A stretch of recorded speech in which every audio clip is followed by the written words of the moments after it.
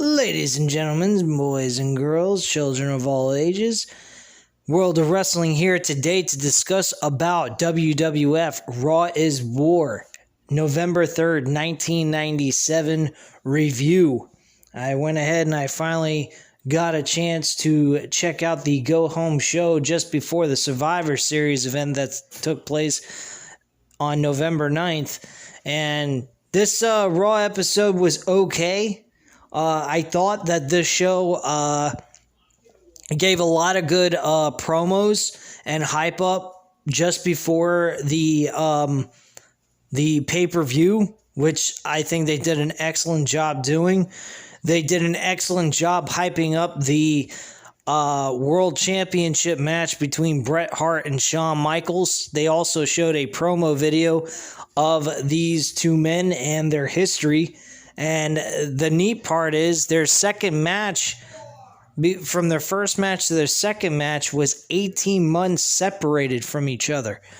I think that's an excellent way of doing things. I think that's something WWE's modern day wrestling ought to go ahead and take. You go ahead and have two guys compete at a pay-per-view. You don't have them face each other for a while. It doesn't have to be 18 months, but let it be for a while. Instead of being the next month after that, or the next week after that, which is something they seem to do. They used to do is just pay-per-view after pay-per-view 3 times, and then they would move on to the next rivalry. Here, they seem to go, I apologize, a sneeze there. They seem to now go ahead and do rivalries week to week where they face each other every single week and just do 50-50 booking, which is absolutely fucking terrible. I am not watching Monday Night Raw right now. I am actually going ahead and doing this review, of course. It's 8:44 Eastern Standard Time, and I don't give a flying fuck what happened on Monday Night Raw or what's going on presently on Monday Night Raw, period. I really don't care. I think that the product is absolutely terrible. I've mentioned this multiple times. I mentioned it on the NXT, and I mentioned it on SummerSlam this past weekend. I am not really excited for anything WWE related, except maybe the return of The Rock, and that's about it. And even that, they probably will figure out a way to fuck up, more than likely. But anyway, let's get into this review for November 3rd, 1997, Raw is War. Stone Cold Steve Austin came out, was interviewed by Vincent Kennedy McMahon, and his thoughts on what happened this past week on Monday Night Raw from the October 26th episode. He was asked what was his reasoning behind going into the ring, or October 27th, excuse me. What was his reasoning behind going in the ring and, costing Ahmed Johnson his title opportunity for the IC Championship? And Steve Austin's reaction to that was real simple. I have no problem with Ahmed Johnson. He's just in the wrong place at the wrong time. As long as Owen Hart is the Intercontinental Champion, I'm going to make sure he stays that way until Survivor Series, and that's the reason why I've been interfering in those matches. So anyone that wants to face Owen Hart is pretty much a target for me to attack so that he remains champion until I get to whip his ass. Pretty simplistic stuff. Ahmed Johnson came down to the ring, looked very serious and very pissed off, as he had a right to be. He was trying to go for that Intercontinental Championship. The one thing that I will say that is kind of a logic gap is, why would anyone, knowing full well what Steve Austin's been doing weeks before Ahmed Johnson actually competed for the IC Championship, knowing full well that Steve Austin's probably lurking somewhere to attack the challenger for the IC title, that he wouldn't do that to someone else? If I was a guy on the roster, I wouldn't challenge Owen Hart for the championship, because all it's going to lead to is me getting my ass kicked and me getting no opportunity to win in the Intercontinental Championship. So it was a little illogical for some of the people that were involved. But it was kind of cool seeing Steve Austin do all these attacks out of nowhere And he attacked anybody. It was face, heel, it didn't matter. He just attacked him. He wanted Owen Hart at Survivor Series. So that was pretty much the situation with that. So Ahmed Johnson cut and actually a very good promo with Steve Austin. He said, look, man, I had all the respect in the world for you, and you're going to go ahead and screw me over like that? He said, I spent my whole life since I've been 13 on my own, taking care of my own self. And you're going to screw me over like that? Take money away from me, food on my table, and you're going to fuck me over like that? I want your ass here tonight. And the match was announced. Vince McMahon approved the matchup to be set up, and the match was set. Supposedly, we thought it would be. I'll explain why later in this review. The very first match actually was the WWF Light Heavyweight Title Tournament quarterfinals with Super Loco, which is super crazy, and Agilia. Agilia wins this matchup by a fancy flying splash for a 3 count to advance on to the next round of the tournament. Neat part is, I've heard many times Vince McMahon says he doesn't like tournaments. I don't know why he wouldn't like tournaments when back in the day that's all he ever fucking did. He used to do tournaments all the time, even in the mid-2000s. He'd do Gold Rush tournaments to crown a number 1 contender for the World Championship. I mean, he did all kinds of stuff. I mean, he did in SmackDown as well. I just don't understand the logic here. Now he says he doesn't like tournaments. Give me a fucking break, man. What a jackass. Anywho, that matchup was actually pretty decent. A lot of high-flying maneuvers. Reminded me a lot of WCW's Cruiserweight action. Next up, they actually air an interview that Jim Ross conducted with Goldust and Marlena, formerly actually known as Terry, as everyone probably knows her best as. They're both dressed out of character and yet playing characters at the same time. So immediately we can tell that Dustin Reynolds is actually sad. He has a sad look on his face. And his wife is talking a lot of stuff about what happened with her and Brian Pillman, how she was very unhappy with what took place and the fact that she had to be with him for a month. And her child was very confused on why she was gone for a month, and they just claimed that it was a vacation. Dustin Reynolds eventually kind of snapped. Dustin Rhodes, whatever way you want to call it. He kind of snaps and he finally looks at her and he says, you know what? I'm just plain sick of this. She goes, what the hell do you mean? He says, I'm tired of trying to earn your respect, and I did the same thing with my father, Dusty Rhodes. And truth of the matter is, let me just get this off my chest. I don't love you anymore. I've never loved you. And I'm tired of trying to go ahead and do the right thing and try to earn your respect and so forth and so on. He says, I found somebody else and I'm moving on with my life and I'm starting over.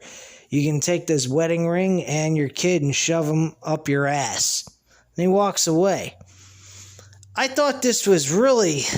And I looked this up, actually. I paused the video on Peacock. I went to see how long he was married to her. And they were actually married 2 years after this. Still married 2 years after this whole storyline took place. Man, why the fuck would Vince McMahon have two married couple do something like that on national television? It just goes to show you, Vince McMahon would do anything to earn a buck, even if it means disgracing a marriage like that. That was just... I know it's just an act and it wasn't real, but my God, that was just fucking disgusting. It made Goldust look like a fucking amazing heel, but the same time, it made no sense, but he did explain why he's feeling that way. He said, for a month, I don't know what the hell you were doing, Brian Pillman. For all I know, you could have been doing them. So his attitude was, I'm moving on with my life. Fuck this shit. I found somebody else who appreciates me, and I don't have to try to be something I'm not, and someone who actually wants to know me. And that's pretty much what that all was about. Pretty fucked up, though, in my opinion. I understood what Vince McMahon was trying to do there. I thought it was a nice touch, but at the same time, you're talking about a real married couple at the time, and you're doing that kind of shit. That's really fucked up. I also already went over about the promo video that Shawn Michaels and Bret Hart had with what led up to their rivalry for the second time. Ahmed Johnson comes out to get ready for his match against Steve Austin, but it was actually not scheduled. And then Kane came out with Paul Bearer. They attack Ahmed Johnson, hit 2 tombstone pile drivers, and then eventually Mankind finally comes out and saves the day. He ends up hitting him with this iron object of some sort and cranked it over his head, and it bented. Mankind checked on Ahmed Johnson just to make sure he was all right. He kind of fled with Ahmed Johnson to get him out of the ring, and he then grabs a chair and tries to attack Kane and so forth. So, I mean, it was pretty fucking crazy. So Ahmed Johnson at that point doesn't take place with Steve Austin. Steve Austin immediately shows up after Kane and Mankind leaves the ring area. And he shows up and he says, hey, I was supposed to be here for a fucking match, face Ahmed, and apparently he's taken out. So if any of you assholes out there in the back want to go one-on-one with me, I'll open up a can of whoop ass and walk you dry. So out came the Nation of Domination, and Karma gets in the ring and gets hit with a Stone Cold Stunner. And then he's also, the rest of the Nation of Domination is attacked by the Legion of Doom. And Steve Austin just runs out of the ring and laughs at all of them like they're all a bunch of fucking idiots. And he just walks away scot-free without getting a scratch on him from anybody. And that's pretty much that with that segment. I love that one. That was fucking hilarious. Kama is the name, not Karma. So we get to the second hour, which then becomes Warzone instead of Raw is War. That's how they used to do things back in the day. They were interviewing Shawn Michaels and Triple H. And pretty much Shawn Michaels was walking around acting like a fucking adolescent child from middle school or some shit. And he gets in the ring. Michael Cole's supposed to interview them. And Triple H grabs the microphone and he says, you know, Michael Cole, I got to give you a lot of credit. You've earned my respect, man. A lot of people, you know, a lot of announcers doing what we do to announcers, they probably would have quit a lot sooner than you have, and you're still here. So I got to give you a lot of respect, man. I give you a lot of props. And then he patted his shoulder and then shoved him really hard. Fucking knocked him over China. China was just acting like a fucking, like they were in high school and they were being bullying on a little fucking kid. Fucking retarded as shit. I mean, DX made things, when they made bullying, they made it funny. They didn't make it serious or, you know, anything real bad or anything like that. They just made it fun and entertaining. They made it very goofy like. And I actually liked a lot of that shit that they used to do back in the day. So let's see. So Shawn Michaels grabs the mic. Everybody knows he's the showstopper, the main event, the icon of the WWF that still can go. And he goes ahead and then they have shit, I've lost my place. And now he decides to take it up a notch and call himself a wrestling god. And Triple H grabs the mic and he says,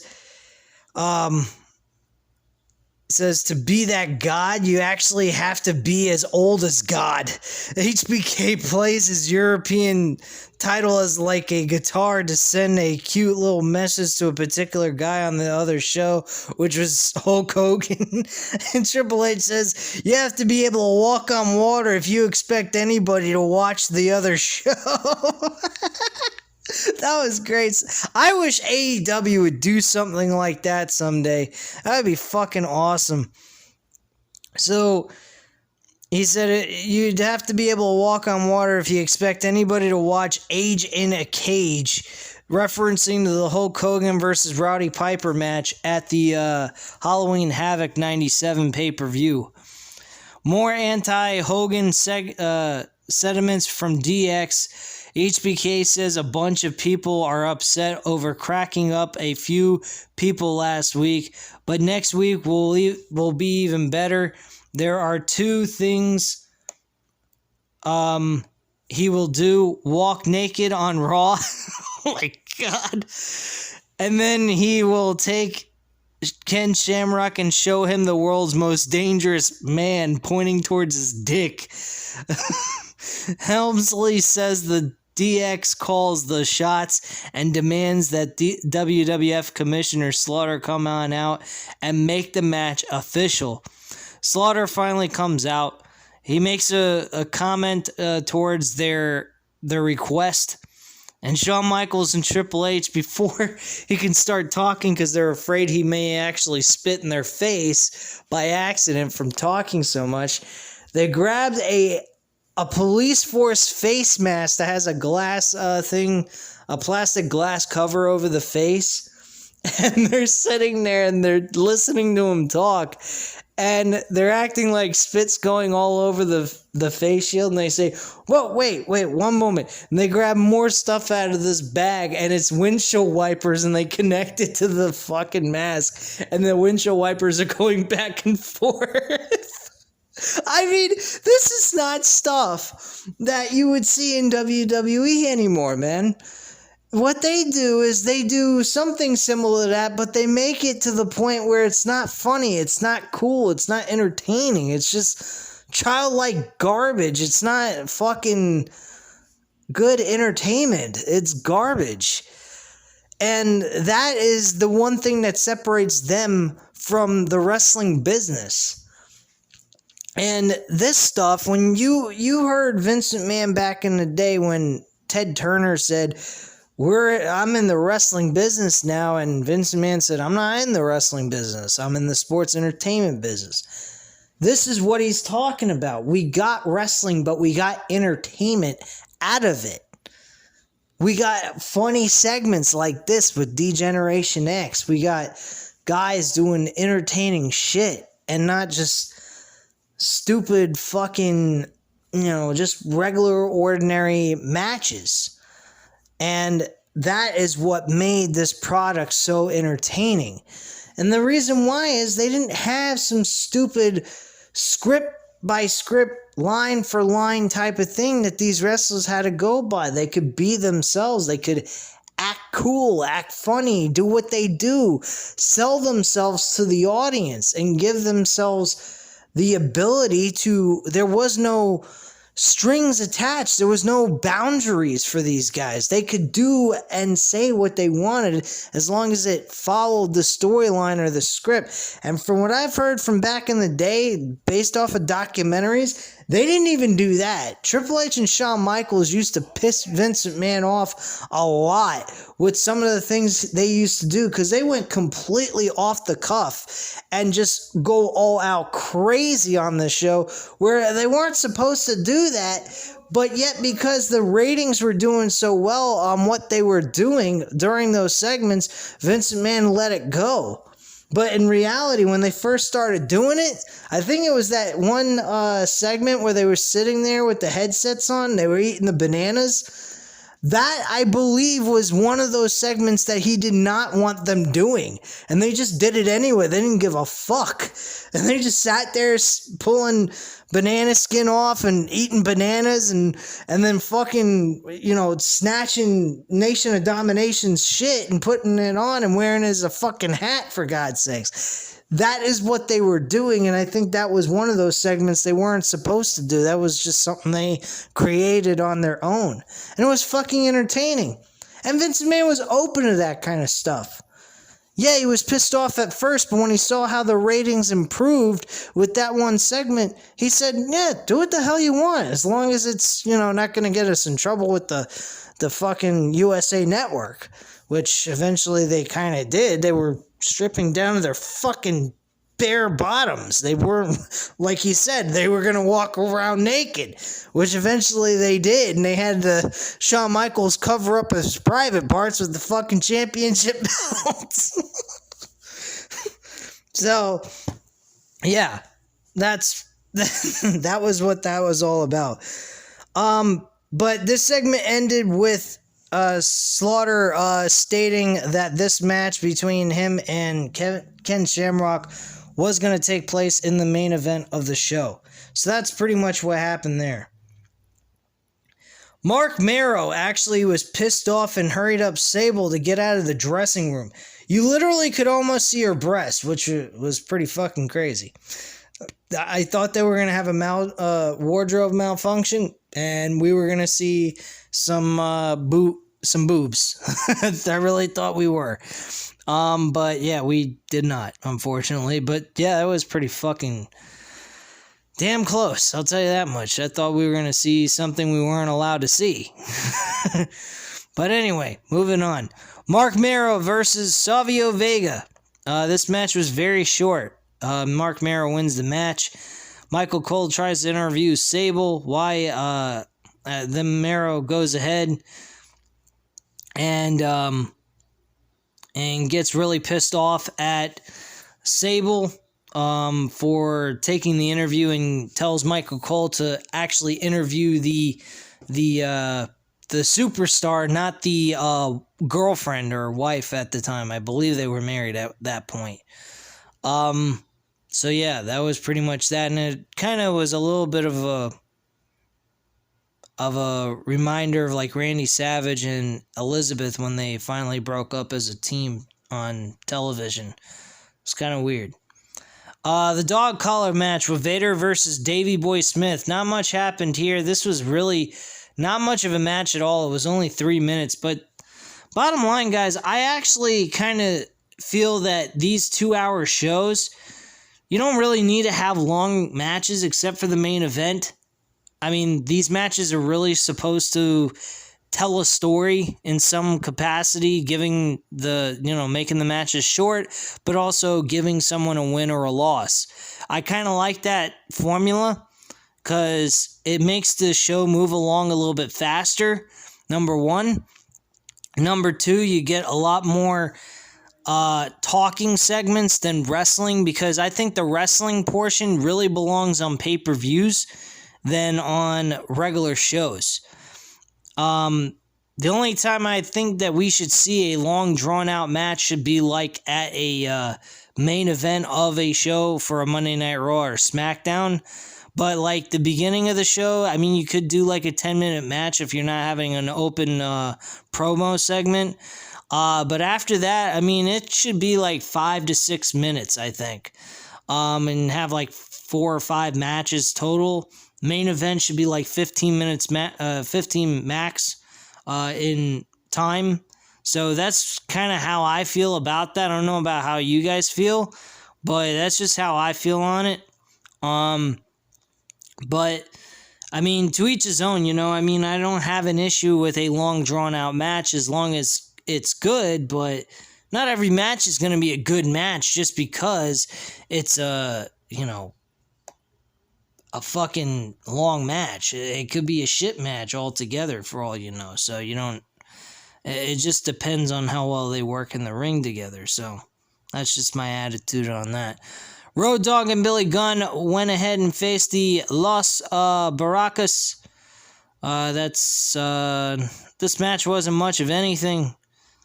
Strata actually gets pinned by Road Dogg and they get the 1, 2, 3. Nothing much happened here. Just Road Dogg and Billy Gunn end up getting more and more wins week after week. So that's pretty much what took place there. And then we have the main event with Shawn Michaels facing Ken Shamrock in a no contest. Well, actually, Shawn Michaels lost the match by DQ, but ends up looking strong at the end with Triple H delivering a pedigree on top of the briefcase. And we have Shawn Michaels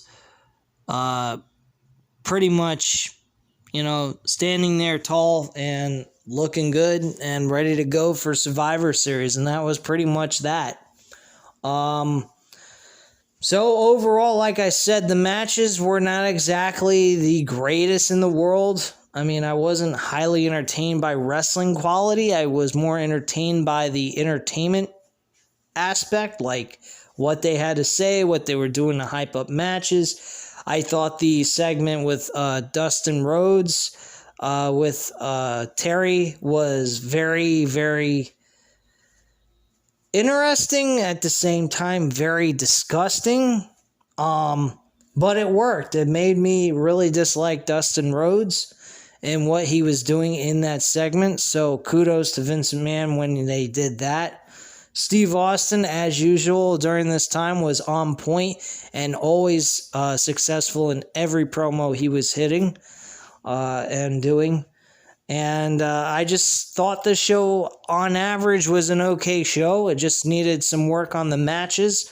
Outside of that, this was a pretty entertaining show. I enjoyed myself watching this for an hour and 28 minutes, which is the run time for this episode. So you know what to do, guys. Hit the like button if you like this video. Hit the subscribe button if you're not already subscribed to the channel, of course. And leave a comment down below. I'll definitely get back to you on that. And on top of that, guys, I will be reviewing the Survivor Series 1997 pay-per-view over this weekend. So keep an eye out for that. I'll be uploading that. And on top of that, guys, I have decided on something else. If I have a pay-per-view that is taking place on a Saturday or Sunday and it's not too late, like if it's... SummerSlam was an exception, but if I get like a pay-per-view like coming up with Extreme Rules, I'm going to do a live show for that.